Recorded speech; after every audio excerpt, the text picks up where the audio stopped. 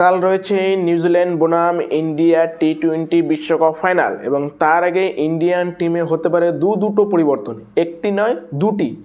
কারণ পুরো Indian team জুড়ে কিন্তু এই দুজন প্লেয়ারই হচ্ছে ফ্লপ। সেখানে সবার উপরে নাম আসছে অভিষেক শর্মার। পুরো টি-20 বিশ্বকাপ জুড়েই কিন্তু অভিষেক শর্মা অফ কালারে গিয়েছে। শুধুমাত্র জিম্বাবুয়ের বিরুদ্ধে একটি 50+ স্কোর করেছে, তাছাড়া কিন্তু অভিষেক শর্মা একেবারে অফ কালার, একেবারে আউট অফ ফর্ম। তাই অনেকেই বলছে, বিশেষ করে সেখানে বীরেন্দর সেহবাগ, যতীন সাপু, এরা যারা রয়েছে অভিজ্ঞ অ্যানালিস্টরা, তারা বলছে যে এখানে অভিষেক শর্মাকে বাদ দিয়ে সেখানে রিঙ্কু সিংকে আনা উচিত।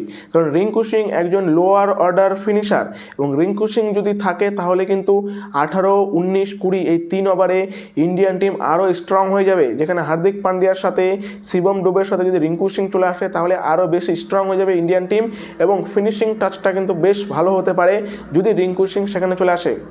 আর নাম্বার টু হচ্ছে বরুণ চক্রবর্তী। প্রথমে যে গ্রুপ স্টেজের ম্যাচগুলো ছিল সেখানে তো মানে অসাধারণ, একদম ঝেড়ে দিয়েছিল, একদম আনপ্লেবেল ছিল। কিন্তু যখনই সে সুপার 8-এ আসলো, বরুণ চক্রবর্তী অফ কালার হয়ে গেল। একটি করে উইকেট পাচ্ছে এবং মার খাচ্ছে। 40+ রান প্রতিটা উইকেটেই তিনি দিচ্ছেন, প্রতিটা ম্যাচে তিনি 40+ রান দিচ্ছে। যেখানে ইডেন গার্ডেনে, যেখানে মুম্বাইতে তো 64 রান দিয়েছে। মানে বরুণ চক্রবর্তীর লাইফের সবথেকে ওয়েস্ট স্পেল যদি থাকে, সবথেকে বেকারতম পারফরমেন্স যদি থাকে বরুণ চক্রবর্তীর, সেটা কিন্তু ওয়াংখেড়েতে তিনি সেমিফাইনালে করেছেন। কিন্তু সেখানে একদিক থেকে বরুণ চক্রবর্তীর প্লাস পয়েন্ট যে তিনি একটি উইকেট নিয়েছিলেন, সেখানে জোস বাটলারের গুরুত্বপূর্ণ উইকেটটা। এখন দেখা যাক গৌতম গম্ভীর এই দুজনকে পরিবর্তন করবে কি করবে না। কারণ গৌতম গম্ভীর কিন্তু শেষ মুহূর্তে টিম পরিবর্তন করতে চায় না।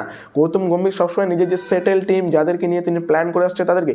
কিন্তু বরুণ চক্রবর্তীর সাথে যে রয়েছে তার প্রতিপক্ষ, মানে হচ্ছে তার কম্পিটিটিভ, সেটা হচ্ছে কুলদীপ যাদব কিন্তু আবার বেশ ভালো ফর্মে রয়েছে। কুলদীপ যাদব বরুণ চক্রবর্তীর মতনই বলার। তাই বরুণ চক্রবর্তীর যে পরিবর্তনটা, বরুণ চক্রবর্তীকে বসিয়ে ফাইনাল ম্যাচে কুলদীপ যাদবকে কিন্তু অবশ্যই সারপ্রাইজ প্যাকেজ হিসাবে নিউজিল্যান্ডের সামনে তুলে ধরতে পারে গৌতম গম্ভীর। এখন দেখা যাক বরুণ চক্রবর্তীকে বসায় নাকি অভিষেক শর্মাকে বসায়, সেটা হচ্ছে এখন সময়ে বলবে। কিন্তু এই দুটো পরিবর্তন হওয়ার সবথেকে বেশি গুঞ্জন রয়েছে। বিশেষ করে যেসব ক্রিকেট অ্যানালিস্টরা রয়েছে, যারা বসে বসে ক্রিকেট অ্যানালিস্ট করে, তারা কিন্তু এই দুজনকে উপরেই বেশি লটারিটা খেলছে এবং তারা দুজন বলছে যে, তারা সবাই বলছে যে এদের দুজনকেই কিন্তু পরিবর্তন করা উচিত টি-20 বিশ্বকাপের আগে বা ফাইনালের আগে। দেখা যাক যে এদের দুজনকে পরিবর্তন করে কিনা। ভিডিওটি ভালো লাগলে অবশ্যই লাইক করবেন এবং চ্যানেলে নতুন হলে চ্যানেলটিকে ফলো করবেন। ধন্যবাদ।